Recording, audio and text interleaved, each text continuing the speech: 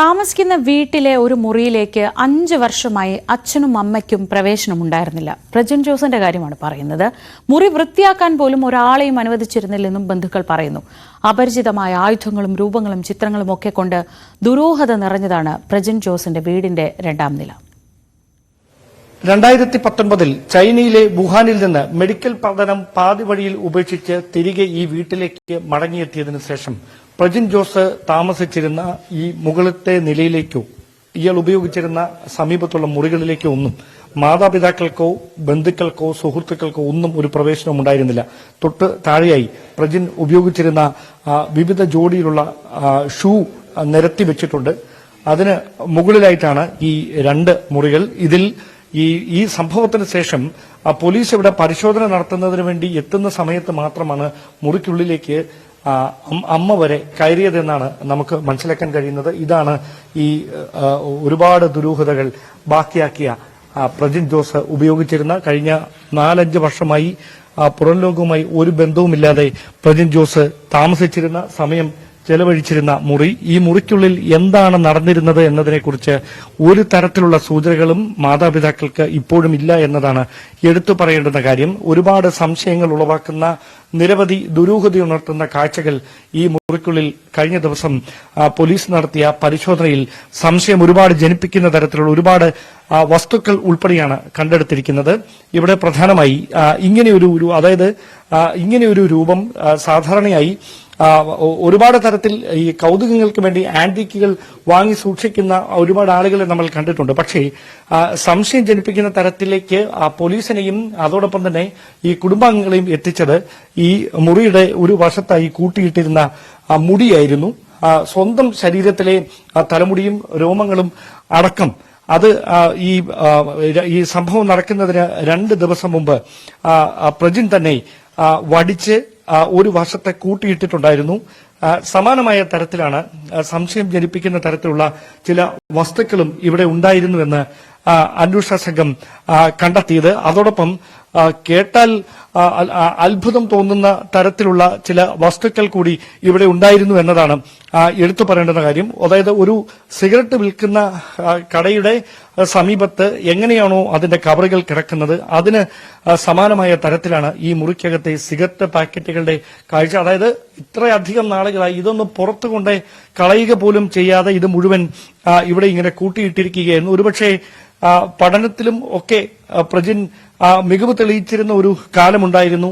അതിന്റെ ഓർമ്മപ്പെടുത്തലുകളായി ഈ ട്രോഫിയും മറ്റ് വസ്തുക്കളുമൊക്കെ ഇവിടെ ബാക്കിയാകുന്നുണ്ട് എന്നതാണ് പ്രധാനമായ മറ്റൊരു കാര്യം. അതോടൊപ്പം ഈ മുറിക്കുള്ളിൽ ഇങ്ങനെ സംശയം ജനിപ്പിക്കുന്ന തരത്തിൽ ഈ മണ്ണുകൊണ്ടും മറ്റും പ്രജിൻ ഉണ്ടാക്കിയിട്ടുള്ള നിരവധി വസ്തുക്കളുണ്ട്. അതിൽ പൂർത്തിയാക്കിയവയുണ്ട്, പൂർത്തിയാക്കാൻ ഉള്ളവയുണ്ട്. ഇങ്ങനെ ഈ മുറി മുഴുവൻ ഒരുപാട് സംശയങ്ങൾക്ക് വഴിവെക്കുന്ന തരത്തിലുള്ള നിരവധി കാഴ്ചകൾ. അതായത് ഈ വിവിധ തരത്തിലുള്ള രൂപങ്ങൾ, അതോടൊപ്പം തന്നെ ചൈനയിൽ നിന്ന് തന്നെ പ്രജിൻ ഒപ്പം കരുതിയിരുന്ന വിവിധ തരത്തിലുള്ള പ്രതിമകൾ, വസ്തുക്കൾ, ഇതൊക്കെ ഈ മുറിക്കകത്തുണ്ട്.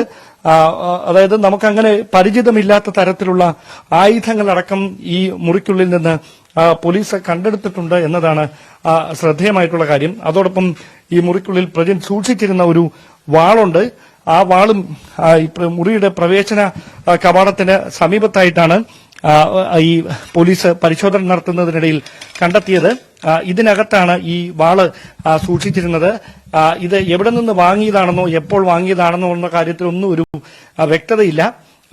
ചില പ്രത്യേകമായ, അതായത് ഇതിന്റെ ഈ മുകൾ വശം പ്രത്യേക ആകൃതിയിൽ നിർമ്മിച്ചിട്ടുള്ള ഒരു പ്രത്യേക കവചത്തിനകത്ത് സൂക്ഷിക്കുന്ന തരത്തിലാണ് ഈ വാളടക്കം പോലീസ് ഇവിടെ നിന്ന് കഴിഞ്ഞ ദിവസം പരിശോധനയ്ക്കിടയിൽ കണ്ടെത്തിയത്. അതായത് ഒരുപാട് ദുരൂഹതകൾ ബാക്കിയേക്കുന്ന ഒരു മുറിയാണ് 5 വർഷമായി ഈ പ്രജിൻ ഉപയോഗിച്ചിരുന്നത്. അതിന് തൊട്ട് സമീപത്തായാണ് പ്രജിൻ ഉറങ്ങിയിരുന്ന മുറിയുള്ളത്. ആ മുറിക്കകത്തും ചില സംശയങ്ങൾ പോലീസിനും കുടുംബാംഗങ്ങൾക്കും ജനിപ്പിക്കുന്ന തരത്തിലുള്ള കാഴ്ചകൾ ഉണ്ട് എന്നതാണ് എടുത്തു പറയേണ്ടുന്ന കാര്യം. അതായത് മറ്റൊരു മുറിയിൽ ദൈനംദിന പ്രവർത്തികൾ നടത്തുന്നതിന് വേണ്ടി സമയം ചെലവഴിച്ചിരുന്ന പ്രജിൻ ഈ മുറിയിലായിരുന്നു രാത്രി കിടന്നിരുന്നത്. ഇവിടെ ബെഡ് ഒന്നും ഉപയോഗിച്ചിരുന്നതായുള്ള ഒരു കണ്ടെത്തലുകളുമില്ല. ഈ ബാഗ് പ്രജിന്റെ ബാഗാണ്. ഇത് പുതുതായി പ്രജിൻ മേടിച്ച ഷർട്ടാണ്. സാധാരണയായി കഴിഞ്ഞ കുറച്ച് നാളുകളായി കറുത്ത വസ്ത്രങ്ങളോടായിരുന്നു പ്രജിന് കൂടുതൽ താല്പര്യം. അങ്ങനെ കഴിഞ്ഞ ഏതാനും ദിവസങ്ങൾക്ക് മുമ്പ് പ്രജിൻ വാങ്ങിയ ഒരു ഷർട്ടാണ്. തിരുവനന്തപുരം നഗരത്തിലെ ഒരു പ്രമുഖ വ്യാപാര സ്ഥാപനത്തിൽ നിന്ന്, വസ്ത്രവ്യാപാര സ്ഥാപനത്തിൽ നിന്ന് പ്രജിൻ വാങ്ങിയ ഷർട്ടും പാന്റും ഈ മുറിയിൽ ഇരിപ്പുണ്ട്. അതോടൊപ്പം പ്രജിന്റെ ബാഗിനകത്തും അത്തരത്തിൽ പ്രജിൻ ഉപയോഗിച്ചിരുന്ന ദൈനംദിന ആവശ്യങ്ങൾക്ക് ഉപയോഗിച്ചിരുന്ന വസ്തുക്കളൊക്കെയുണ്ട്. അതോടൊപ്പം ഈ കുരിശ്, അതായത് പ്രജിന് ഒരു വിശ്വാസം ഉണ്ടായിരുന്ന ഒരാളല്ല, അങ്ങനെ കുടുംബാംഗങ്ങളുടെ വിശ്വാസം പിന്തുടർന്നിരുന്ന ഒരാളല്ല. പിന്നെ എന്തിന് ഈ കുരിശ് ഇവിടെ ഇങ്ങനെ ഉപയോഗിച്ചു എന്നുള്ള കാര്യത്തിലൊന്നും വ്യക്തതയില്ല. അതായത് ഇതിൽ ജെറുസലേമിൽ നിന്ന് എന്ന് എഴുതിയിരിക്കുന്ന ആലേഖനം ചെയ്തിട്ടുള്ള ഒരു കുരിശാണിത്. സാധാരണയായി നമ്മുടെ ഇവിടെ കാണുന്ന കൂട്ട് ഒരു കാഴ്ചയല്ല. ഈ കുരിശിന് താഴെ ഒരുപക്ഷെ ഇത് വിശുദ്ധ നാട്ടിൽ നിന്നുള്ള മണ്ണ് ആയിരിക്കാം, മണൽത്തരികളായിരിക്കാം എന്ന് തോന്നുന്നു ഇതിലെ കാഴ്ചകൾ കണ്ടിട്ട്. സമാനമായ തരത്തിലാണ് ഈ മുറിക്ക് പുറത്തും, അതായത് ഇയാൾ ചിത്രം വരച്ചിരുന്നു. ചിത്രം വരയ്ക്കുന്ന ഒരു സ്വഭാവം പ്രജിന് ഉണ്ടായിരുന്നു എന്ന് മനസ്സിലാക്കുന്ന തരത്തിലുള്ള ചില ചിത്രങ്ങൾ, അതോടൊപ്പം ചില എഴുത്തുകൾ, അതും ഈ പരിസരത്ത് നിന്ന് പോലീസ് നടത്തിയ പരിശോധനയിൽ, കുടുംബാംഗങ്ങൾ നടത്തിയ പരിശോധനയിൽ കണ്ടെടുത്തിട്ടുണ്ട്. അതിൽ പ്രധാനപ്പെട്ടവ ഇവയാണ്. ഇവിടെ പാമ്പിന്റെ ചിത്രം, അതോടൊപ്പം തന്നെ ഒരു കൂട് തുറന്ന് മുകളിലേക്ക് പറന്നു പോകുന്ന ഒരു പക്ഷിയുടെ ചിത്രം, അതോടൊപ്പം എന്താണ് എഴുതിയിരിക്കുന്നത് വ്യക്തമല്ലാത്ത തരത്തിൽ മലയാളവും ഇംഗ്ലീഷും ഒരുമിച്ച് ചേർന്ന ചില നോട്ടുകൾ, ഇതടക്കം ഈ പരിശോധനയിൽ കണ്ടെടുത്തിട്ടുണ്ട് എന്നതാണ് എടുത്തു പറയേണ്ടുന്ന കാര്യം. ഇതിൽ എന്താണ് ഉദ്ദേശിക്കുന്നതെന്നറിയില്ല.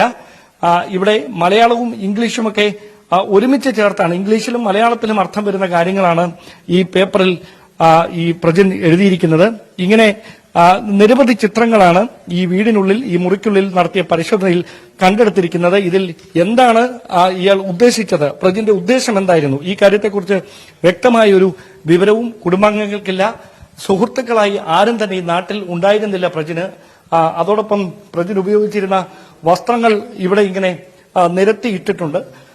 അതായത് കുടുംബാംഗങ്ങൾക്ക് ഒരു തരത്തിലും ഈ മുകളിലേക്ക് വരുന്നതിനോ പ്രജിനെ കാണുന്നതിനോ പ്രജിനുമായി സംസാരിക്കുന്നതിനോ അനുവാദമുണ്ടായിരുന്നില്ല. മുറി വൃത്തിയാക്കാൻ പോലും ആരെയും പ്രജിൻ അനുവദിച്ചിരുന്നില്ല എന്നതാണ് എടുത്തു പറയേണ്ടുന്ന കാര്യം. ഇനി ഒരുപാട് സംശയങ്ങൾക്ക് ഉത്തരം ലഭിക്കേണ്ടതുണ്ട്. ആ സംശയങ്ങൾക്കുള്ള ഉത്തരം തേടിയുള്ള യാത്രയിലാണ് വെള്ളറട പോലീസ്. അവിടെ ഈ ദുരൂഹത ഉണർത്തുന്ന ഈ ആയുധങ്ങളടക്കം പ്രജിന് കൈമാറിയത് ആരാണ്, ഈ കാര്യത്തിൽ വ്യക്തത വരുത്താനായി വിശദമായ പരിശോധന ഈ സ്മാർട്ട് ഫോൺ ഫോറൻസിക് സംഘത്തിന് കൈമാറി അത് വിശദമായി പരിശോധിക്കുന്നതിലൂടെ ഇക്കാര്യത്തിലൊരു വ്യക്തത കൈവരുമെന്ന പ്രതീക്ഷയിലാണ് പോലീസിന്റെ അന്വേഷണം ഇപ്പോൾ തുടരുന്നത്. ക്യാമറമാൻ ബിബിൻ മുരളിക്കൊപ്പം ഡാൻ കുര്യൻ, ന്യൂസ് 18.